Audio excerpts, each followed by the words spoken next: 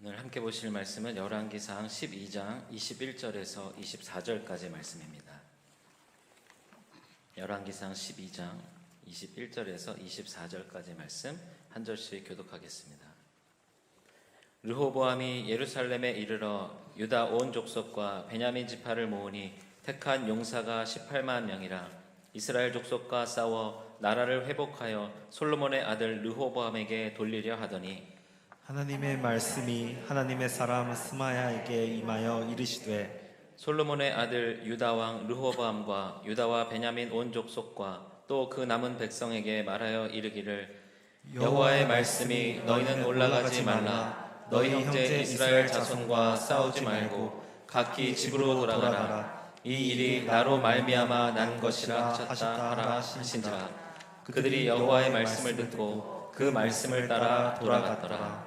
아멘. 할렐루야. 오늘 이 시간 성전에서 예배하시는 우리 모든 분들, 그 예배를 하나님께서 기뻐 받으시고 또 예배를 또 영상으로 예배 드리시는 모든 분들, 그 예배의 자리 가운데도 하나님께서 임재하시기를 주님의 이름으로 축원합니다. 우리 지난주 주일에 윷놀이 대회가 있었습니다. 그래서 윷놀이 대회에 우리 남녀 선교회는 물론이고 또 우리 청년부, 또 우리 교회학교, 또 우리 배화교회까지 다 같이 참여하여서 함께 이제 교제하고 윷놀이를 이제 했었는데요. 우리 코로나 때문에 윷놀이 대회를 못 했었는데 4년 만에 저희 교회에서 윷놀이 대회를 했습니다. 그래서 지난주에 윷놀이 대회를 오래간만에 해서 그러신 건지 막 성도님들도 그렇고 우리 교회학교 아이들 또 배화교회 성도님들도 너무 이렇게 즐겁게 또 막 흥분하시면서 경기를 하셨는데, 물론 성적이 좋지 않아서 좀 아쉬운 그런 선교회 분들도 계시겠지만 그렇게 함께 또 은혜 가운데 교제하는 그런 시간이었는 줄로 믿습니다. 그래서 청년부 중에 저희 한 청년이, 저는 이제 그 경기를 이제 같이 막 참여하지 못했었는데 저한테 와가지고 막 억울해하면서 황당해하면서 그런 얘기를 하더라고요. 어떤 한 여선교회하고 같이 붙었는데 이제 시작하자마자 그 여선교회에서 처음에 도가 나왔대요. 그래서 그 다음 차례에 또 도가 나와가지고 저희가 말 2개가 먼저 나면은 승리하는 걸로 이제 규칙을 정했지 않습니까? 그래서 도가 2번 나와서 도를 2번 엎었대요. 그 다음에 백도가 나왔대요. 그러고 나서 그 다음번에 바로 4번 만에 패배했다고 너무 황당해가지고 억울해하면서 저한테 이야기를 했는데요. 지난주 주일에 우리 담임 목사님 설교해 주시면서 전하 위복, 세옹지마 이런 이제 사자성어 말씀해 주셨는데, 지난주 윷놀이를 보면서 또 막판에 막 뒤집히는, 그렇게 아쉽게 패배를 하는 그런 선교회들도 있고, 이제 이 윷놀이 안에 그 모든 것이 담겨 있구나, 이제 그런 생각을 또한 해봤습니다. 또 그래도 같이 오래간만에 교제하고 또 나누는 시간이어서, 또 그리고 특별히 저희 성도님들이 우리 교회학교 팀들을 많이 배려해 주시더라고요. 아마도 이제 유치부까지 참여해서 막 뉴스를 던지고 막 이러니까 막 이겨도 막 좋아하시지 못하고 이제 막 통과를 하실 수 있는데도 막 양보하시면서 올라가라고 막 이렇게 해주셨는데, 교회학교 담당 목사로서 이렇게 감사를 드립니다. 우리 또 이제 교회적으로는 지금 사순절 절기를 보내고 있습니다. 예수님의 고난을 묵상하고 또 예수님에 대해서 더 깊이 생각하면서 우리의 신앙도 점검하고 돌아보는 그런 절기를 보내고 있는데요. 이제 사순절 우리 말씀 카드 이제 우리가 진짜 미리 나눠드리고 매일 짧은 이제 1절 정도 되는 말씀을 묵상을 하고 있는데요. 우리 이제 청년부 같은 경우도 우리 청년부 단체 그 카톡방 단톡방에서 매일 한 청년이 이제 매일 아침마다 오늘의 말씀을 찾아가지고 이렇게 올려주고 있습니다. 그러니까 이제 물론 이제 성경책 찾아서 보는 것도 좋지만 그렇게 바로바로 이렇게 말씀을 묵상할 수 있으니까 이제 또 좋은 점이 있더라고요. 우리 샘터 그런 단톡방 이렇게 운영하고 계시는 샘터에서도 그런 방법으로 이렇게 좀 사용하셔도 같이 사순절기를 말씀으로 같이 묵상하면서 보낼 수 있다라는 생각을 해보게 됩니다. 특별히 우리가 말씀의 능력이 있다라고 우리가 그렇게 믿음으로 고백을 하는데요. 이 사순절 절기에 혹시 우리의 신앙에 무너진 부분들이 있다고 한다면 말씀으로 다시 회복되는 그런 은혜의 절기가 되기를 소망합니다. 우리가 우리의 신앙이나 아니면 우리 건강이나 아니면 우리 어떤 다른 부분에서 이것이 완전히 무너져 버리면 그것을 다시 회복하는 것이 참 어려운 경험들을 많이 하게 됩니다. 어느 정도 조금 문제가 있을 때 그것을 수정하고 고치고 다시 보완하고 그것에 대해서 다시 그것을 좀 이렇게 고쳐 나가는 그런 과정들이 이제 계속 된다고 하면 그래도 잘 이제 유지해 나갈 수 있지만, 그것이 어느 순간에 그냥 다 무너져 버릴 때까지 그대로 방치하고 완전히 무너지게 되면 그 다음에는 더 이상 그것을 회복하는 것이 참 어려운 그런 일들이 참 많이 있습니다. 오늘 우리가 성경에서 보게 되는 이 열왕기서 말씀은 시작하면서 솔로몬의 이야기로 시작을 했습니다. 그리고 이제 솔로몬이 무언가 잘 하는 것 같다가 이 솔로몬의 마지막 부분에 하나님께서 계속 솔로몬에게 경고하셨음에도 불구하고 이미 그 솔로몬의 신앙이 모두 무너져 버린 이후에는 이것이 회복되지를 못하는 것을 우리가 보게 됩니다. 하나님께서는 계속해서 경고하시면서 심판하시고 그 징계에 대해서 말씀하셨지만 그러나 솔로몬에게서는 별다른 회개의 모습이 보여지진 않습니다. 결국에는 이 솔로몬의 아들 르호보암 때에 이 나라가 하나님의 그런 계획대로 하나님이 말씀하셨던 대로 나누어지고 있습니다. 솔로몬은 이제 그것을 회복할 수 있는 그 기회를 놓쳐버린 것입니다. 어쩌면 솔로몬은 그 일이 자기 때에 일어나지 않는다는 것, 그리고 완전히 그 나라가 자기 그 후손들에게 없어지는 것이 아니라 그래도 한 지파를 남겨주겠다라고 하는 그 말씀 때문이었는지 모르겠지만 하나님의 경고에도 불구하고 거기서 완전히 하나님께 돌이키지 못했습니다. 그래서 하나님께서는 여로보암에게 특별히 내가 너를 취하리니 너는 내 마음에 원하는 대로 다스려 이스라엘 위에 왕이 되되 내가 만일 내가 명령한 모든 일에 순종하고 내 길로 행하며 내 눈에 합당한 일을 하며 내 종 다윗이 행함같이 내 율례와 명령을 지키면 내가 너와 함께 있어 내가 다윗을 위하여 세운 것 같이 너를 위하여 견고한 집을 세우고 이스라엘을 내게 주리라. 열왕기상 11장 37절 38절 말씀에 여로보암에게 이런 말씀을 주시면서 이제 이스라엘의 왕으로 세우시겠다라고 약속하셨습니다. 지금 제가 방금 읽었던 이 말씀은 사실은 솔로몬이 왕위에 오를 때 하나님께서 솔로몬에게 하셨던 똑같은 그런 내용의 말씀이었습니다. 아버지 다윗과 같이 행하면 이 왕위를 너에게 영원히 이어주게 하겠다라는 하나님의 약속이었던 것이죠.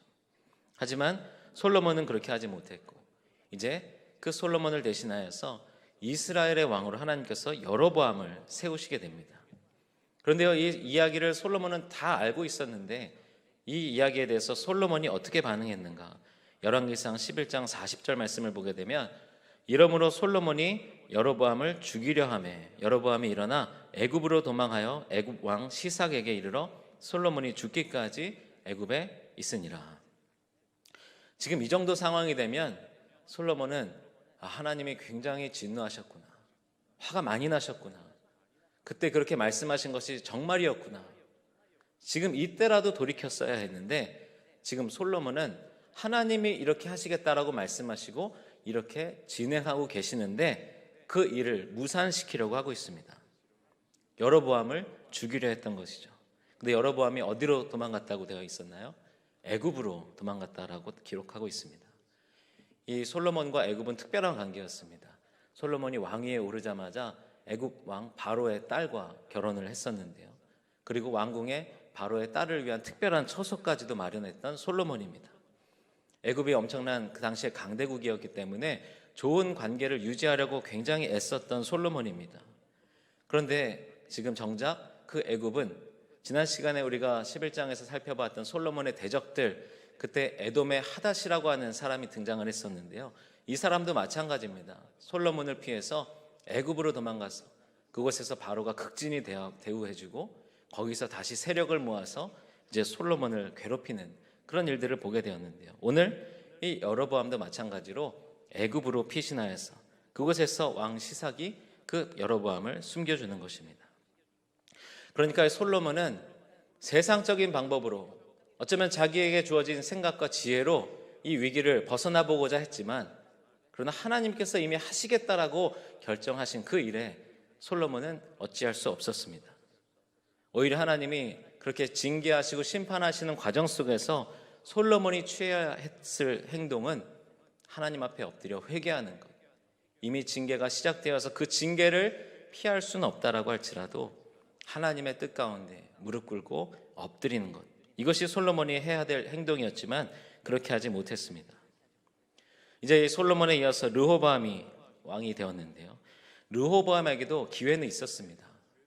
그런데 이미 이 징계가 시작되었고 이 일을 오늘 말씀에서도 여호와께서 이루는 것이다, 여호와로 말미암은 것이다라고 분명히 기록하고 있습니다.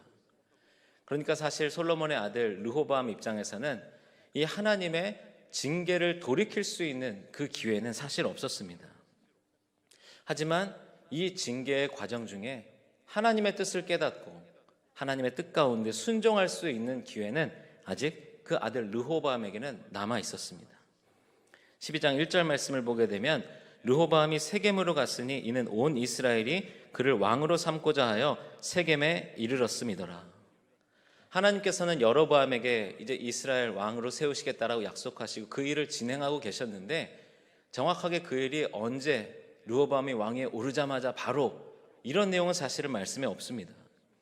지금 오늘 우리 이 12장 1절 말씀을 보게 되면 사실 온 이스라엘, 지금 모든 12지파는 지금 솔로몬의 아들 르호보암을 왕으로 세우고자 했다라고 기록하고 있습니다. 그러니까 르호보암이 왕위에 오를 때부터 바로 나라가 나눠지는 그런 모습은 아니었지만 이 세겜에 모여서, 이 세겜이라고 하는 것은 아브라함이 가나안 땅에서 첫 제단을 쌓은 곳이고 또 여호수아 때에는 이곳 가나안 땅에 들어와서 세겜에서 온 백성이 하나님과 하나님의 백성이 되기로 언약을 세웠던 곳이 세겜입니다.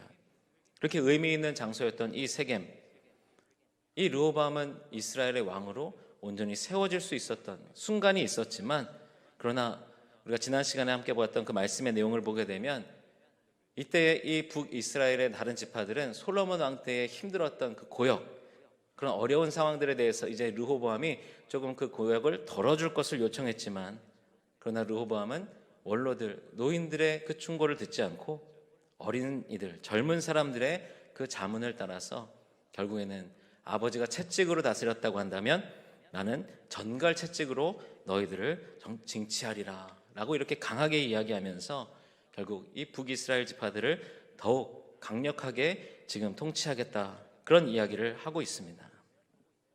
12장 15절 말씀에는 이렇게 기록하고 있습니다. 왕이 이같이 백성의 말을 듣지 아니하였으니 이 일은 여호와께로 말미암아 난 것이라.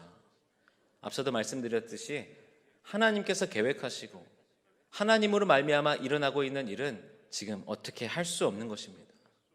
이 징계의 상황을 멈추게 할 수는 없습니다. 하나님께서 계속해서 기회를 주셨지만 그러나 그 기회는 이미 지나가 버렸고 징계는 시작되고 있습니다. 그렇다고 한다면 이 시간에 더욱더 하나님의 말씀에 귀 기울이면서 지금 그럼 나는 어떻게 해야 될까?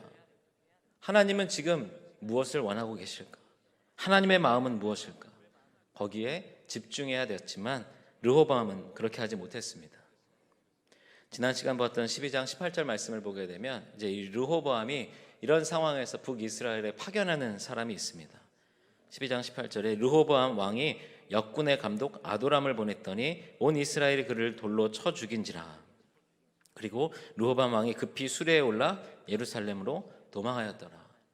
이제 이곳 세겜에서 왕이 즉위식을 하기 위해서 갔었던 르호보암이지만 그러나 결국 예루살렘으로 도망칠 수밖에 없었습니다. 여기서 역군의 감독 아도람을 보냈다라고 하는 것은 사실 이 북이스라엘의 지파들의 요구에 완전히 반대로 행동하는 조치였습니다.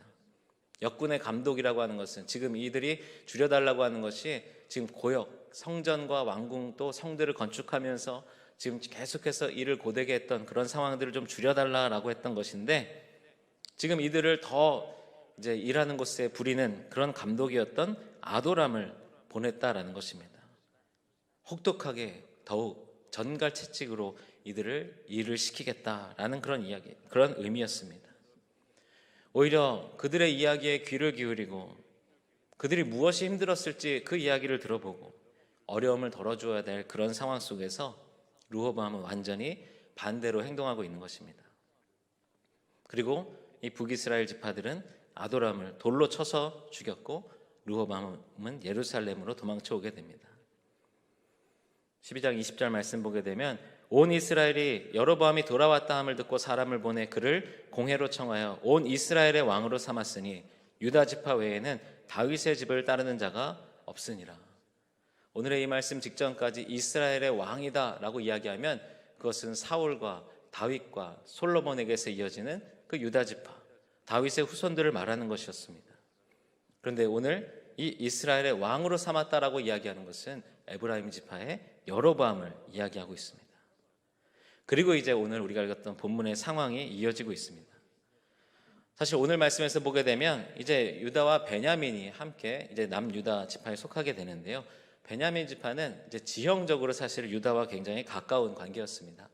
왜냐하면 이 사사기 말씀에서 보게 되면 베냐민 지파가 분배받았던 땅이 사실은 이 예루살렘 지역, 그 당시에는 여부수 족속이 살고 있는 그 땅을 이제 분배를 받게 되는데요.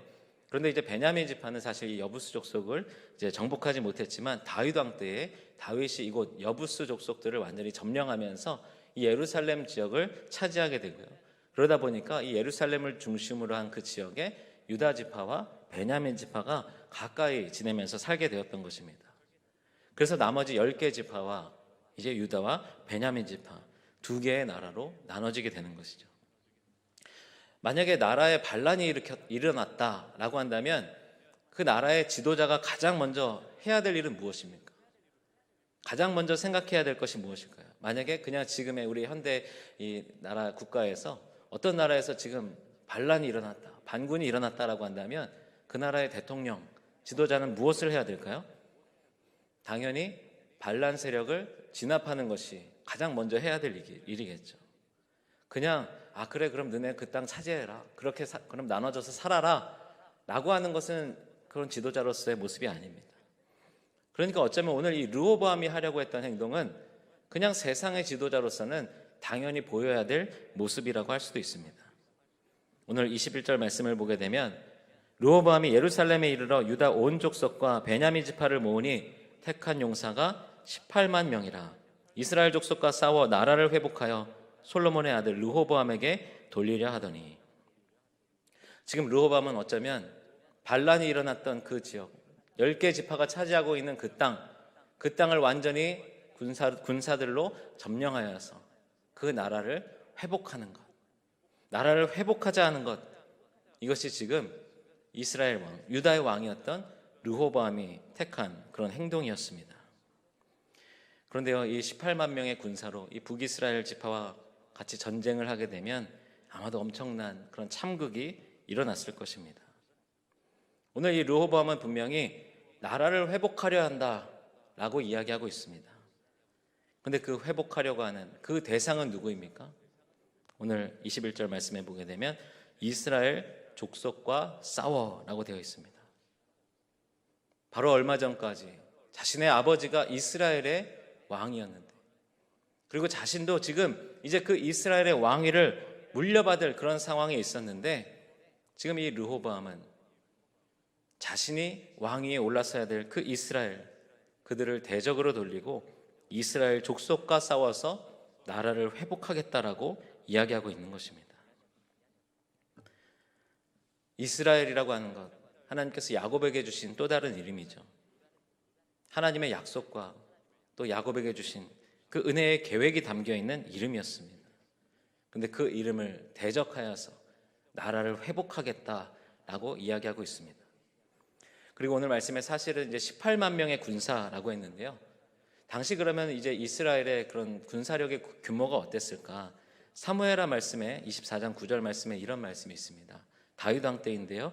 요압이 백성의 수를 왕께 보고하니 곧 이스라엘에서 칼을 빼는 담대한 자가 80만 명이요 유다 사람이 50만 명이었더라. 지금 이 이스라엘의 총 이 다윗 왕 때의 병력을 기록한 것인데요. 이스라엘 유다 지파를 빼고 80만 명, 유다 지파 50만 명. 그러니까 지금 그 당시에 아마 이 솔로몬 때에는 더 그 군대가 수가 많아졌을 것으로 보이는데 130만 명 이상의 군대를 가진 굉장히 강력한 군사력을 가진 나라였습니다. 그런데 지금 이 르호보암이 유다와 베냐민 두 지파에서 합쳐서 일어난 군사력이 18만 명이다. 다윗 왕 때 이미 유다에만 50만 명이 있었는데 지금 이 르호보암에게 동조하는 이들도 유다 지파, 베냐민 지파 안에서도 사실은 많지 않았다라는 것입니다. 그러면 이 18만 명을 모아가지고 지금 나라를 회복하자라고 하는 이 르호보암의 욕심 때문에 만약에 이 전쟁이, 동족의 내전이 일어났다라고 한다면 이 18만 명과 어쩌면 북쪽에 있었던 북이스라엘의 80만 명 이상의 군대와 그 전쟁 속에서 아마도 이 유다 지파는 완전히 멸절당했을지도 모릅니다. 지금 과연 이곳에서 회복되어야 될 것은 무엇일까요?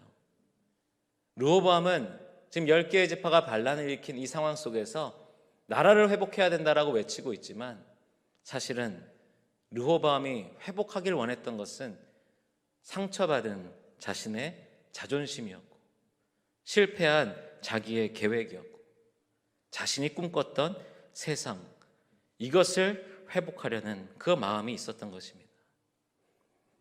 오늘 23절 말씀에 이제 하나님께서는 선지자 스마야를 보내셔서 이렇게 이야기합니다. 솔로몬의 아들 유다 왕 르호보암과 유다와 베냐민 온 족속과 또 그 남은 백성에게 말하여 이르기를. 오늘 이 23절 말씀에 처음으로 유다 왕이라고 하는 표현이 사용되고 있습니다.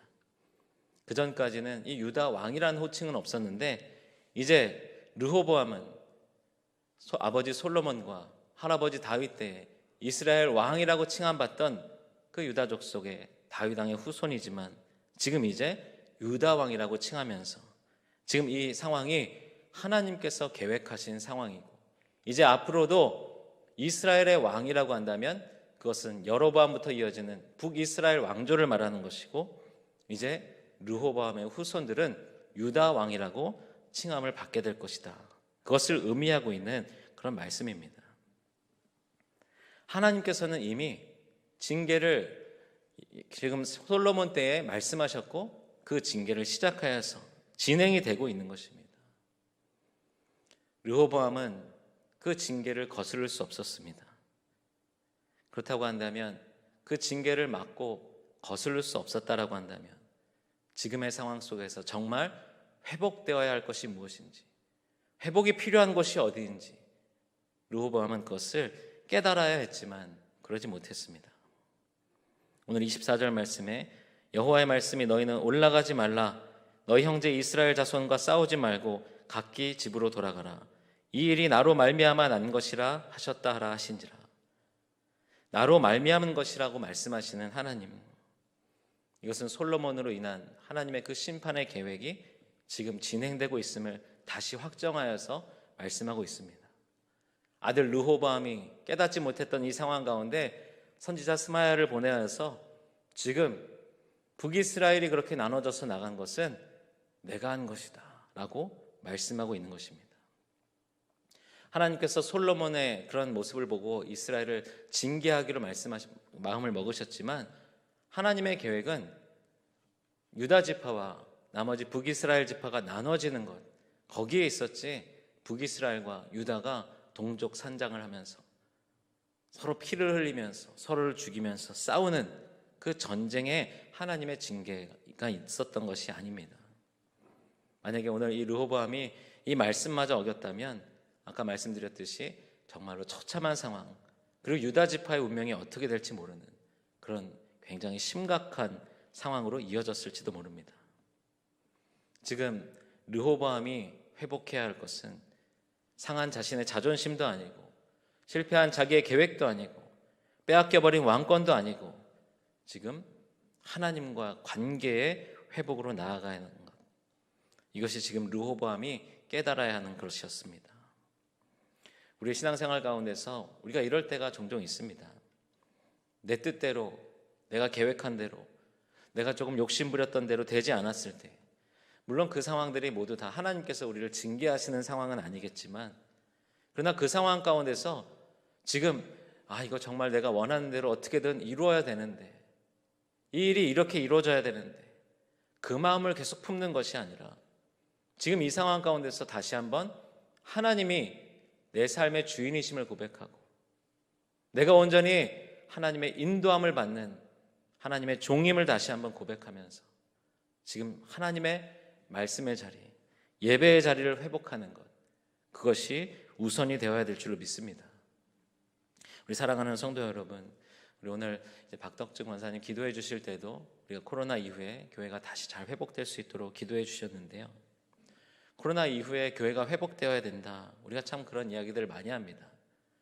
그러나 정말로 회복되어야 할 것은 무엇일까요? 교회의 여러 프로그램들이나 여러 행사들이 코로나 이전처럼 다시 돌아가는 것, 물론 이제 그런 일들도 우리가 계속 진행을 해야 되겠지만 정말로 중요한 것은 하나님과의 관계, 하나님을 만나는 예배의 자리, 우리의 삶 가운데 하나님을 날마다 우리의 주님으로 고백하는 것, 나의 인도자로 고백하는 우리의 신앙의 고백들, 우리에게 회복되어야 할 것은 이런 것인 줄로 믿습니다.